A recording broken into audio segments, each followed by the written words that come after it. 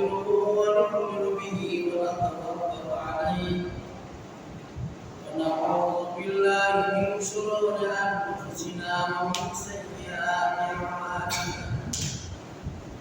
من يهده الله فلا مضل له ومن يضلل فلا هادي له ونشهد أن لا إله إلا الله وحده لا شريك له ونشهد أن سيدنا وسندنا وحبيبنا وحبيب ربنا وطبيبنا وطبيب قلوبنا ومولانا محمدا عبده ورسوله الذي أرسل إلى الناس كافة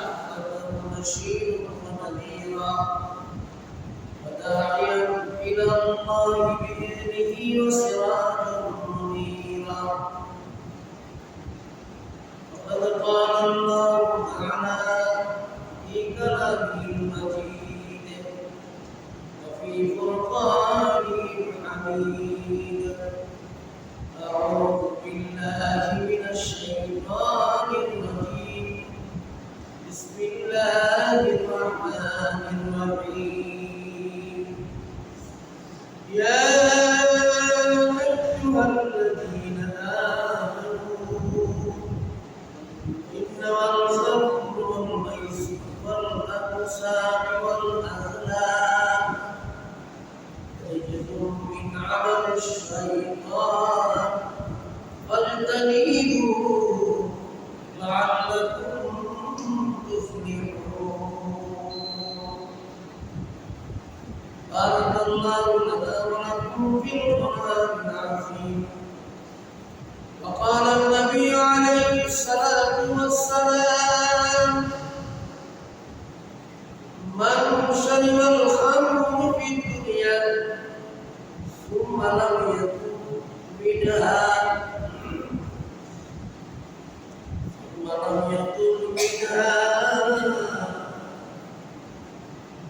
ولمها في الآخرة أو كما قال النبي عليه الصلاة والسلام وقال النبي عليه الصلاة والسلام من شرب أسكر فهو حرام أو كما قال النبي عليه الصلاة والسلام وقال النبي عليه الصلاة والسلام كل شراب أسكر فهو حرام أو كما قال النبي عليه الصلاة والسلام رواه البخاري. اللهم صل على محمد وعلى آل محمد كما صليت على إبراهيم وعلى آل إبراهيم إنك حميد مجيد إن الله وملائكته يصلون على النبي يا أيها الذين آمنوا صلوا عليه وسلموا تسليما اللهم صل على سيدنا مولانا محمد وعلى آل سيدنا مولانا سبحان اللهم صل على سيدنا محمد وعلى آل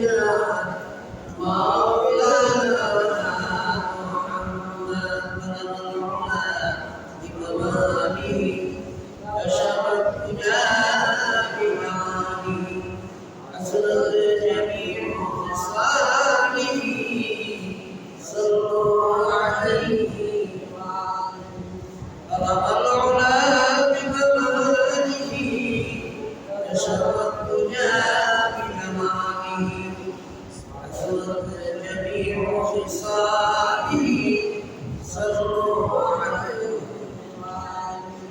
कदमों में मुस्तफा की मैं जरा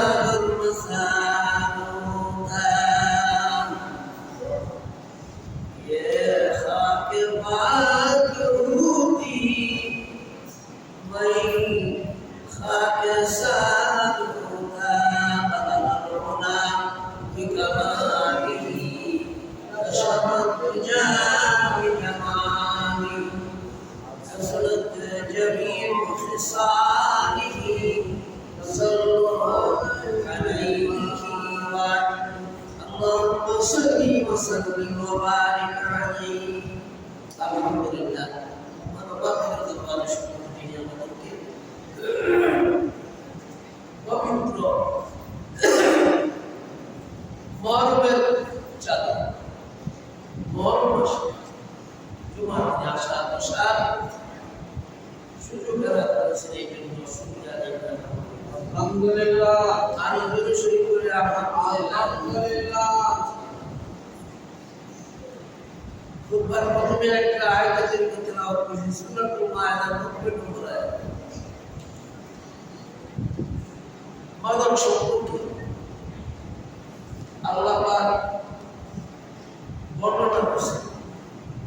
মাদকের সুফল এবং কুফল যেই জাতি নিশাগ্রস্ত হয় এই জাতি ধ্বংস দুনিয়ার এই সম্পর্কে আলোচনা যেহেতু আজকে আপনাদের জুমার পরে আপনাদের মাদক সম্পর্কে মিছিল আছে আমারও বিষয়বস্তু মাদক সম্পর্কে আলোচনা করার জন্য নির্দেশ কর্তৃপক্ষের এই জন্য আমি একটা আয়াতের কারিমা তেলাওয়াত করছি রাসূলের একটা হাদিস দুইটা হাদিসের অংশ তেলাওয়াত করছি এবং এই হাদিসগুলি বুখারী শরীফে সিয়াসতের মধ্যে মওজুদা শুনলেন আমি ভালো না হইতে পারি কথা কিন্তু আল্লাহ এবং রাসূল আল্লাহ তো আমার কথা ভালো জানে যাদের যেমন নাই জিজ্ঞাসা করলে একটাও পারবেন আমি অনুরোধ করব মনোযোগ সহকারে শোনার জন্য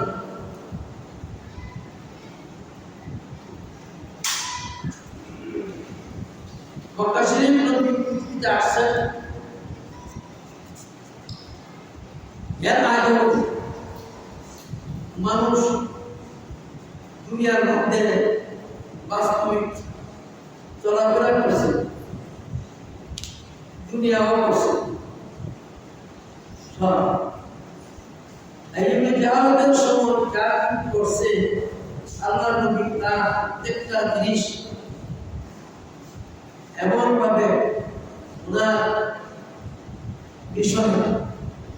ইসলামের পতাকা তুলে যারা আসছে তারাই শান্তির মধ্যে পৃথিবীতে বসবাস করছে তাদেরকে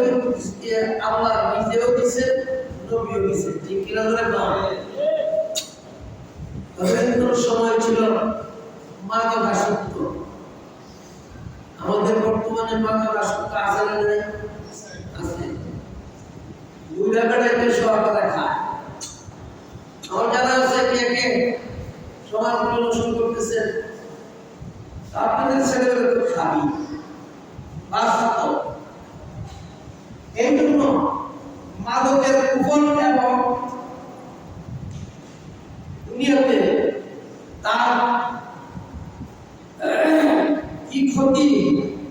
সে সম্পর্কে আল্লাহ নিজে আলোচনা করেছেন এই আয়াত যখন নাযিল হয় তখন সাহাবায়ে কেরামের পরেও আপনার এরকম সিরকা জাতীয় যে সিরকা হয় যে সিরকা হয় ঘুমুত যে সিরকা হয় শরীর শক্তি আসছে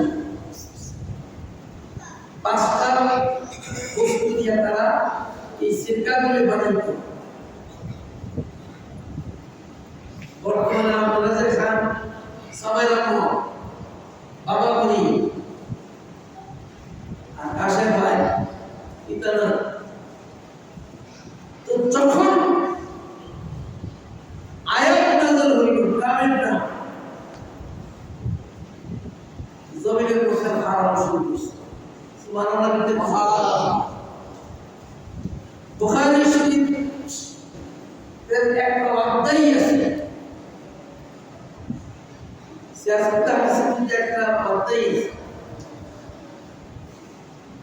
বলতে পারেন তারা তো মুসলমান হওয়ার আগে এগুলি পান করত, আর জোয়া খাদ্য শরাব, তাদের স্বভাব ছিল ভিন্ন। মুসলমান হওয়ার পরে তারা এমন ভাবে ছাড়ছে যার কারণে সমাজ সুন্দর, গোষ্ঠী সুন্দর, ছেলেমেয়ে সুন্দর, জাতি সুন্দর, রাষ্ট্র সুন্দরভাবে পরিচালনা করতে পারছেন। যে রাষ্ট্রের মধ্যে কোনো চিঠি ছিল না, না খায়াও কেউ করছে না, কাউকে অন্যায়ভাবে কেউ হত্যাও করেনি। মুসলমান হওয়ার পরে একটা সুন্দর সমাজ ব্যবস্থা। সুবহানাল্লাহ। এই কথাগুলো কোরআন কারীমের মধ্যে আল্লাহ তাআলা রেকর্ড করেছেন, হাদিসের মধ্যে নবী নিজে রেকর্ড করেছেন। বুখারী শরীফ বা তাফসীরের মধ্যে উল্লেখ একটা বাব হয়ে আসছে হাদিস এই সম্পর্কে। আরো ভিন্ন ভিন্ন অধ্যায় আলোচনা আছে। মুসলমান হওয়ার পরে তারা এগুলির টিকা বন্টন ছিল। বুটের পূজা, জোয়া, বুটের মাথার মধ্যে তীর দিয়া নির্ণয় করা আপনার একটা খেয়াল ইমাম ভাষা, এটা বড় জোয়া। আল্লাহ রাব্বুল আলামিন একজন নবী আপনি তাদেরকে জানায় দেন, হে ইমানদার নরনারীরা, তোমরা শরাবের কাছে যাইবে না। ইন্নামাল খামরু ওয়াল মাইসির ওয়াল আনসাব ওয়াল আগলাম রিজসুম মিন আমালিশ শাইতান ফাজতানিবুহু লাআল্লাকুম তুফলিহুন। ইমানদারদেরকে কেন ডাক দিল? আল্লাহ পাক বলেন ইমানদারদের জন্য জান্নাত বানাইলাম। দুনিয়ার মধ্যে শান্তির ব্যবস্থা ইমানদারদের জন্য করলাম, চাই পুরুষ হোক চাই মহিলা হোক। হ্যাঁ নবী, আপনার উম্মতের ভিতরে ঈমান আছে বটে, কিয়ামত পর্যন্ত ঈমান আনবে, পরকাল বিশ্বাস করবে, আল্লাহ বিশ্বাস করবে, ফেরেশতা বিশ্বাস করবে, কিতাব বিশ্বাস করবে, কিন্তু হুকুম মানবে না। এই জন্য ঈমানদারদেরকে লক্ষ্য করে আমি তাদেরকে নির্দেশ দিলাম, তোমরা শরাবের কাছে যাও না, মদকের কাছে যাও না। মুসলমান খাকি খায় না, খাবেন না। যদি আপনি বলেন আপনি খান না, তাহলে আল্লাহর কথা মিথ্যা হবে, নবীর কথা মিথ্যা হবে না। আপনি যে শরাব পান করেন সেটা আল্লাহ জানে কি জানে না? জানে। আপনি যে আচার প্রদান করবেন সেটা আল্লাহ পাক জানে। এই জন্য আর যদি ভালো হয় তার ফল ভালো হবে। আপনি শরাব পান করেন, আপনার ছেলে বাবা পান, বাবা খাবে, আপনার ছেলে ফেসিলিটি খাবে, আপনার ছেলে মা চিনবে না, বাবা চিনবে না, ভাই চিনবে না, ভালো মন্দ ইবেদার থাকবে না। কিন্তু আপনার কারণে আপনি নিজে নষ্ট হইলেন, সন্তান নষ্ট হইল, কিন্তু জাতীয় নষ্ট হলো, সমাজ নষ্ট হলো, আপনি একটা লোকের জন্য কত কোটি ক্ষতি করলেন সেটা আল্লাহ পাক ভালো জানে। এই জন্য কোরআনে কারীমের মধ্যে আয়াত বলেছে সুবহানাল্লাহ। আপনারা যদি পড়েন তাহলে সাহাবায়ে আয়াত নাযিল করে এমন ভাবে ছেড়ে দিয়েছে যে আরবের সময় তারা মাদকাসক্ত ছিল ঈমান আনার আগে। যেই মাত্র ঈমান আনলো আর এই মাদকের আয়াতগুলো নাযিল হয়েছে সাথে সাথে বর্জন করলো। আল্লাহর নবী সাহাবীকে তবে কইল যদি আপনি ঈমানদার হইয়া মুসলমান হইয়া মুসলমানের ছেলে হইয়া যদি আল্লাহর হুকুমের বাইরে চলাফেরা করি মাদকাসক্ত হই, আপনি কি আশা করতে পারেন আপনার ছেলে যে ভালো হবে? আপনার ছেলে কখনো ভালো হবে না, কারণ আপনার মতো গাছ ভালো না, ওই গাছের ফল ভালো হইতে পারে না। এই জন্য আল্লাহ বলেন শরাব, জুয়া, পাশা এমনকি বিভিন্ন রকমের জুয়া, সেই জুয়াগুলি এখন মোবাইলের মতো চলে, ঠিক কিনা ধরে কম খেলা হয় বিদেশে, জুয়া হয় বাংলাদেশে, আসলে না তাও ভরপুর অবস্থার ভিতরে, আসলে না আসলে না এটা আল্লাহ জানে। আল্লাহ রাব্বুল আলামিন এতে দুনিয়া আপনি জানেন যারা নাকি মাদক আসক্ত তাদের শরীরের মধ্যে ক্যান্সার নামক ব্যাধি এমন ভাবে জন্মে ডাক্তার কোনদিন তার সেবা করার ক্ষমতা থাকবে না, কারণ এরা বিদায়ী। এই জন্য আল্লাহ বলেন রিজকুম মিন আমালিশ শায়তান, শরাব এবং জুয়া যেই প্রকারের হোক না কেন এবং পাশা এবং এক দেশ থেকে আরেক দেশে খেলা হয়, আপনি ওইটা যত কিছু করেন না কেন আল্লাহ বলেন সেটা হলো শয়তানের আমল। শয়তান যে আমল করে সেই আমলটা পবিত্র না, সেই আমলটা হলো নাপাক, ঠিক কি বলে না? রিজুম শব্দের অর্থ নাপাক, শরাব নাপাক। আল্লাহ নবী সাহাবারা বলেন আমরা তো ছেড়ে দিয়েছি, তারা আগে পার করেছে তাদের উপায় কি? আল্লাহ নবী বলেন যখন আয়াত নাযিল হইছে তখন থেকে যখন এর আগে যারা এরকম ভাবে শরাব পান করেছে তাদের গুনাহ আল্লাহ মাফ করে দিবে, কিন্তু তাদের কোনো দোষ নাই। আয়াত নাযিল হওয়ার পরে যদি কিঞ্চিত পরিমাণ কেউ ভুগে দেয় আর মানতামি করে, এর জন্য আল্লাহ রাব্বুল আলামিন বলেন জাহান্নামের ভিতরে তার জন্য শাস্তির ব্যবস্থা আমি রাখছি। তাকে আমি কি খাওয়াবো? তাকে আমি তিনাতুল খাবার, তিনাতুল খিয়াম এর একটা জায়গা, যে জায়গার মধ্যে জাহান্নামীদের রক্তগুলি একত্র হইয়া দুর্গন্ধ হয়, সেগুলি জাহান্নামের ভিতরে বদগুলোকে খাওয়াবে। তাই বুঝা গেল দুনিয়ার মধ্যে বদগুলো কেউ দেখতে পারে না, বাবা গুলো কেউ দেখতে পারে না, প্রেসিডেন্ট গুলোকে কেউ দেখতে পারে না, নিজেও নষ্ট, সমাজ নষ্ট। যদি আপনি তাকে বাধা না দেন, আপনার রুচির মধ্যে একজন আপনি পিতা ডরে আপনি বাধা দেন না, কিন্তু আসলে ময়দানে আল্লাহ বলতে আপনি হাতে দিয়া এই সন্তানকে কিভাবে পরিচালনা করলেন সেই দায়িত্ব আপনার ছিল, আপনিও জবাবদিহি করতে হবে। শুধু আপনি না, আপনার গ্রাম তিনি যারা তারাও, দেশ যারা তারা তারাও, এমনকি জেলা উপজেলা এমনকি যত দেশ মুসলমান আছে প্রত্যেকটা মুসলমানেরই দায়িত্ব Tapi ya sedang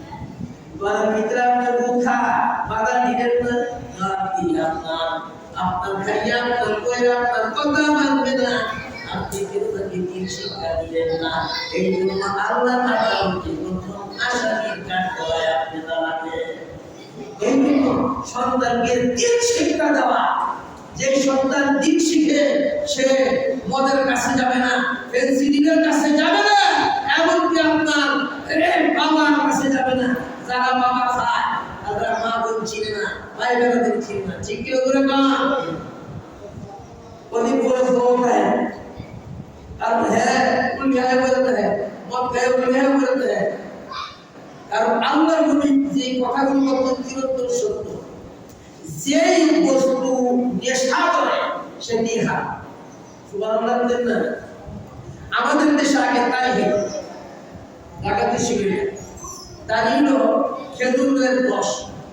খেজুরের রস 3-4 দিন আপনি কিভাবে প্রসেস করে এটা খাইলে বাংলামি করতো এই হাদিসে আছে সাহাবায়ে কেরাম এই আয়াত নাযিল হওয়ার আগে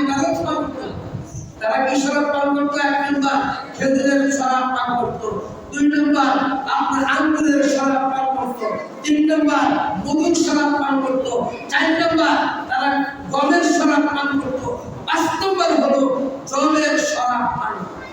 12 জিনিসটা ভালো না? খেজুর 12 জিনিস, আঙ্গুর 12 জিনিস, মধু 12 জিনিস, গম 12 জিনিস, জব আটা 12 জিনিস। ওই 12 জিনিসকে আপনি যখন প্রসেস করিয়া এমন ভাবে খাইবেন সেই খাওয়াতে মাত্রা নিয়ে আসে। সাহাবীরা বলে আমরা যে আগে খাইতাম খাইতে একটু বাবাই তখন যে বলতেন পাপ এই দেশের বেশি ঠিক কি বলছিল তোমার লাঠি দিবে 3 মাইল দেখবো হ্যাঁ পাপ সব দেখবে তো কারণ পাড়া করে একটা টাকা দিলে কি আছে হাটে ঠিক কি বলছিল না বাবা ভক্তি একটা এগুলো খুব আল্লাহর নবী বলেন যারা শরাব পান করেন, যারা মাতলামি করার বস্তু পান করে, তাদের পেট ঠিক থাকে না, তাদের পেট ঠিক থাকে না, তাদের শক্তিও ঠিক থাকে না, এমনকি স্বাস্থ্য বিজ্ঞানীরা বলে মৃত্যুর আগ পর্যন্ত তারা কষ্টের মধ্যে থাকে। দুনিয়ার মধ্যে কষ্ট পরকালে তাদের হবে কষ্ট। ঠিক কিনা ধরে না বাস্তব তাই দেখা যাচ্ছে। এই জন্য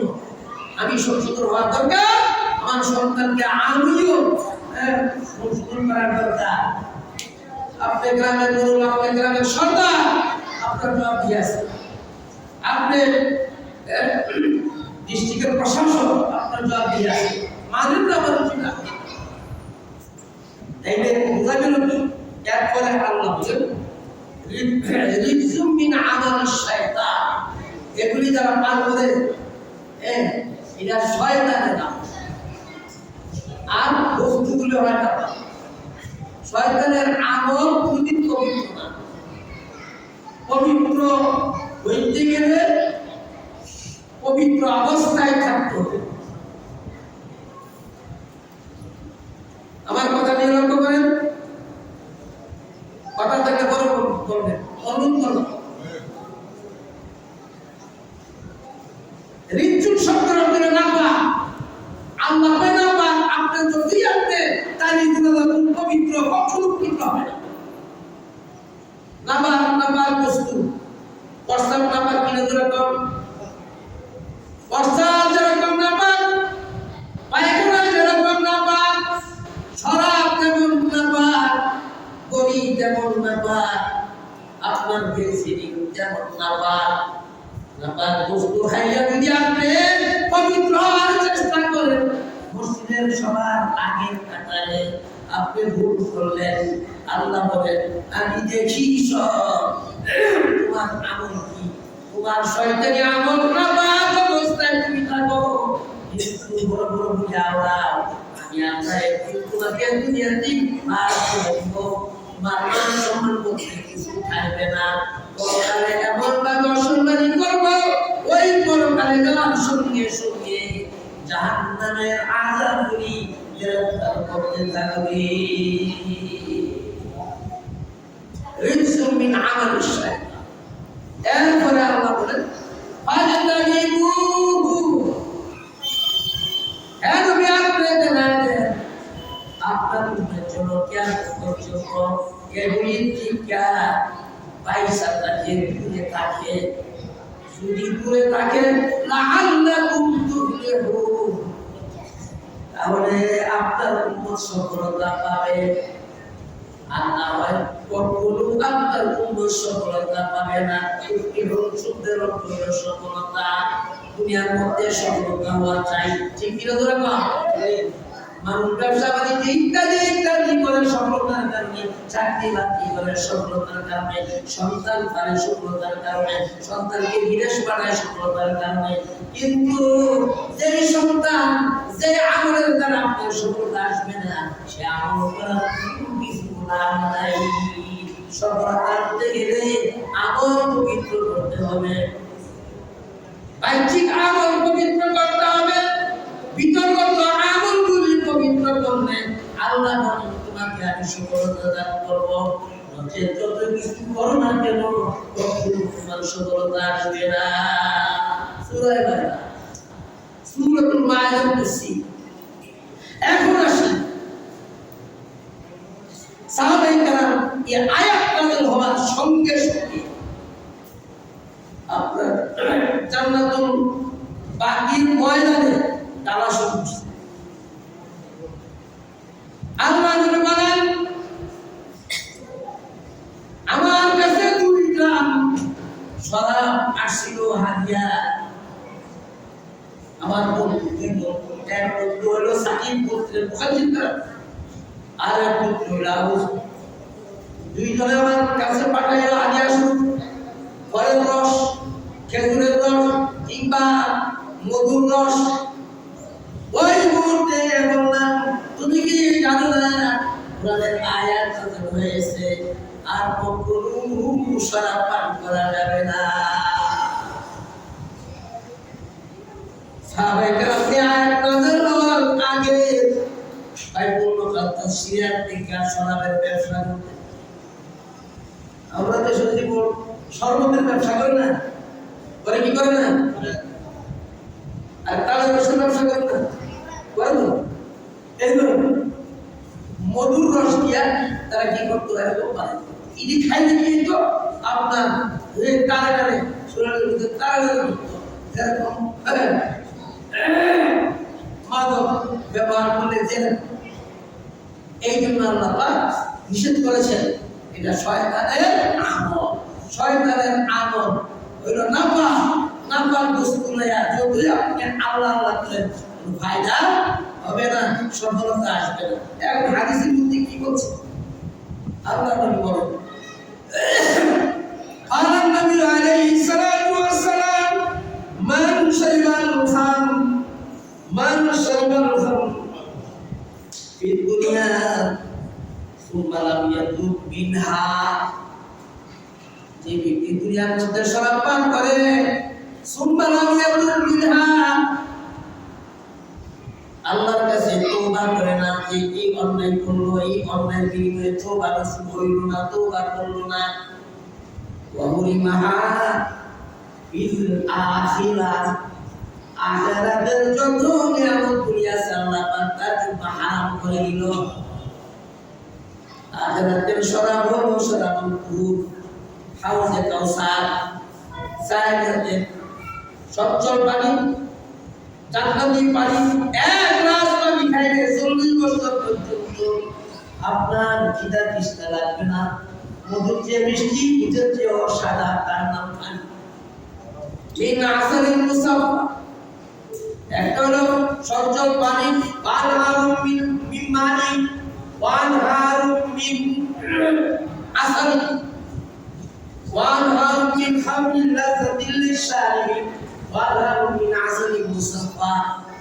একটা সবজুল পানি একটা মধুর একটা দুধের একটা সরাবুলের নহর জান্নাতীদেরকে পান করাবে দুনিয়ার মধ্যে যারা সরব পান করতো মন পান করতো তাদেরকে আল্লাহ পাক ওই সরাবুল থেকে মাহরুম রাখবে কাজ করে যতই সাবাল যতই ঈদের নামাজে আগের কাপড় হোক না কেন যতই মসজিদের মধ্যে আগের কাপড় বসুক না কেন এই সরাব ফুকে আল্লাহ পাক জান্নাতের কাজ করে শুধু দিবে না হাউজে কাউসার দুধের কথা নবীর হাদিস এখন আসে আল্লাহ নবী বলেন আল্লাহু আলাইহি সাল্লাতু ওয়া সালাম কুল্লু শারাব ওয়া হুয়া হারাম সমস্ত কুল্লু শারাবিন আসকার ওয়া হুয়া হারাম যেই পানি পান করলে আপনার মাত্রানি আসে বরে মা না খেলে মারে বউ না খেলে ভাই ছিল না অন্যায় অপরাধ ছিল নাই তাই কি আপনাকে না রাস্তার উপরে বলে দেয় সমাজ নষ্ট করে এলাকা নষ্ট করে দেশ নষ্ট করে জাতি নষ্ট করে ওই শরাব বিলকুল হারাম আল্লাহ নবী বলেন কুল্লু শারাবিন আসকার যেই মাতলামি যেই পানি ভেঙে মাতলামি করে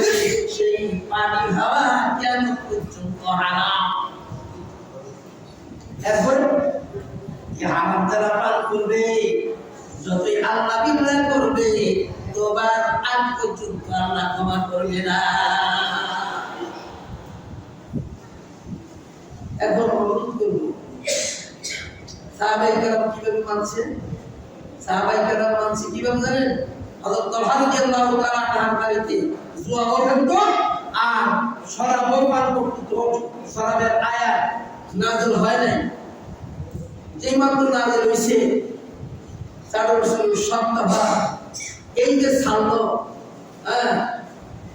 কোনদিন এই ধরনের পানি সাহাবায়ে কেরাম ভরেই করে আর গ্রামের গাছ এখন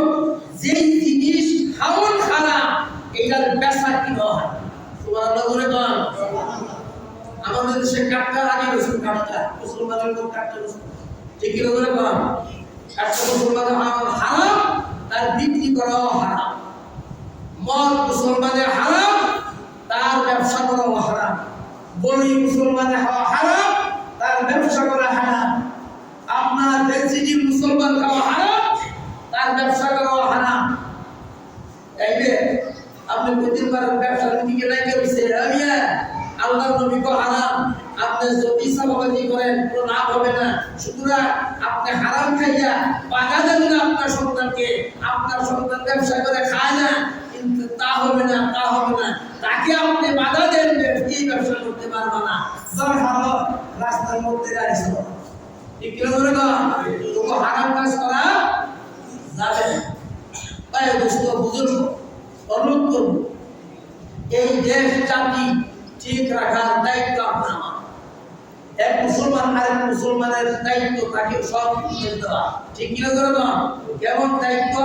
আপনি করেন না আপনি করেন টিকা নিয়ে রাষ্ট্র টিকা নিয়ে যত রাষ্ট্র আছে সমস্ত রাষ্ট্র ভ্রমণ করার সুযোগ যদি আপনার থাকে আপনি মুসলমান হিসাবে তা'মুরুনা বিল মা'রুফ ওয়া তানহাউনা আনিল মুনকার সরকারের আদেশ দেওয়া আর গুনাহের কাছ থেকে বিরত রাখার দায়িত্ব আপনার এই যে ওলামায়ে কেরাম কিয়ামত পর্যন্ত বলার দায়িত্ব মাননের দায়িত্ব এক নম্বর হলো সরকারের দুই নম্বর হলো গ্রামের সরকারের তিন নম্বর হলো আপনার মেম্বার চেয়ারম্যান এমপি মন্ত্রী যারা তাদের সুতরাং কেউ খালি না আল্লাহর আদালতে সবাই দাঁড়াইতে হবে যেমন আপনার গৃহকর্তা হিসাবে আপনি কেন ভোট দিলেন না আপনার সন্তান কি করে না করে আপনাকে কাজ করায় দাঁড়াইতে হবে এমপি মন্ত্রীও দাঁড়াইতে হবে রাষ্ট্রপ্রধানও দাঁড়াইতে হবে এই জন্য আলহামদুলিল্লাহ আমাদের দেশের রাষ্ট্রপ্রধানও মাদক বাড়ায় ঠিক কি বলতে না বাড়াবে নাকি মাদকের উপলব্ধ সম্পর্কে জায়গা আলোচনা যদিও লাইসেন্স দেওয়া আছে কিন্তু আপনি এটা যে হারাম এইটা জানি ঠিক কি বলতে না ঠিক কি